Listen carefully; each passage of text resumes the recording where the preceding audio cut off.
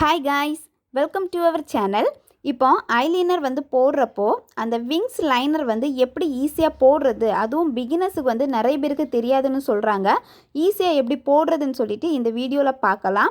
இதுதான் இப்போ மோஸ்ட்லி நிறைய பேர் விரும்புகிறாங்க, இந்த விங்ஸ் லைன் போடுறது எப்படின்னு பார்க்கலாம். ஃபஸ்ட்டு நீங்கள் ஐலைனர் வந்து போடுறப்போ இந்த மாதிரி இடையிலேருந்து தான் ஸ்டார்ட் பண்ணணும், சென்டர்லேருந்து தான் ஸ்டார்ட் பண்ணணும். நான் இப்போ ஜெல் லைனர் வச்சு இந்த மாதிரி போட்டுக்கிறேன். போட்டு முடிச்சதுக்கப்புறமா நெக்ஸ்ட் வந்து ஃப்ரெண்டில் வந்து நம்ம இப்போ ஃபுல்லாக வந்து கவர் பண்ணிக்கணும். இந்த மாதிரி கொஞ்சம் கொஞ்சமாக ஃப்ரெண்டில் இருந்து வரைய ஆரம்பிக்கணும். பார்த்திங்கன்னா தெரியும், அப்போ தான் ஈஸியாக இருக்கும் வரைகிறப்போ. இந்த மாதிரி வரைஞ்சி மேலோட்டு இந்த மாதிரி அதுக்கு கூடவே ஜாயின் பண்ணி விட்டுக்கணும். ஃப்ரெண்டில் வந்து கொஞ்சம் நீங்கள் பொறுமையாக பண்ணால் போதும், அப்போ தான் அந்த ஷேப் உங்களுக்கு கிடைக்கும். ஈஸியாக வந்து வரைஞ்சிக்கலாம். இப்போ வந்து ஃபுல்லாக வந்து கவர் பண்ணியாச்சு friend side. Next wing liner வரைய போகிறோம். ஐப்ரோடைய எண்டு, அதுக்கப்புறமா ஐயுடைய எண்டு பார்த்திங்கன்னா தெரியும். ஸோ இந்த ஷேப்பில் தான் அந்த விங் லைனர் வந்து நம்ம இழுத்து விடணும் வரைஞ்சி. இந்த மாதிரி ஒரு விரல் வச்சு இழுத்து பிடிக்கணும். ஐயிலேருந்து இந்த மாதிரி மேலோட்டு இழுத்து பிடிக்கிறப்போ இன்னும் ஈஸியாக இருக்கும். அந்த விங்ஸ் லைனர் வந்து ஈஸியாக வரைஞ்சிக்கலாம்.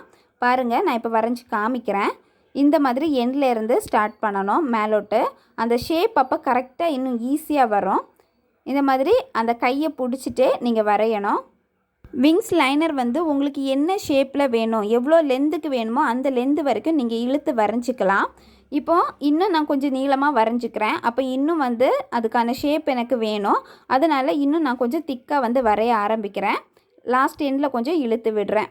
இப்போ ஷேப்பு வந்து கரெக்டாக கிடச்சிருக்கு. இவ்வளோ தான் ஈஸியான மெத்தடு. விங்ஸ் லைனர் வந்து இந்த மாதிரி தான் போடணும். ஐப்ரோஸ் வந்து இந்த மாதிரி மேலே இழுத்து பிடிக்கிறப்ப தான் அந்த ஷேப்பே நமக்கு கரெக்டாக கிடைக்கும். இதுக்கப்புறமா மேலே வந்து உங்களுக்கு ஐலைனர் வந்து இன்னும் கொஞ்சம் திக்காக தெரிகிற மாதிரி அப்ளை பண்ணுறதா இருந்துச்சுன்னா மேலே இன்னும் நீங்கள் வந்து டார்க்காக வரைஞ்சிக்கலாம். நீங்கள் ஐலைனர் ப்ரஷ் வச்சு நீங்கள் வரைகிறப்ப கூட இதே மாதிரி தான் பண்ணிக்கணும். ரொம்ப ஈஸி மெத்தடு. சிம்பிளாகவே அந்த விங்ஸ் லைனர் வந்து நம்ம போட்டுக்கலாம். இவ்வளோ தான் காய்ஸ். ஓகே காய்ஸ், இந்த வீடியோ உங்களுக்கு பிடிச்சிருக்குன்னா மறக்காமல் லைக் பண்ணுங்கள், கமெண்ட் பண்ணுங்கள், உங்கள் ஃப்ரெண்ட்ஸுக்கும் ஷேர் பண்ணுங்கள். நம்ம சேனலை நீங்கள் இன்னும் சப்ஸ்கிரைப் பண்ணலைன்னா மறக்காமல் சப்ஸ்கிரைப் பண்ணிக்கோங்க. நெக்ஸ்ட் வீடியோவில் சந்திக்கலாம். Bye bye, take care.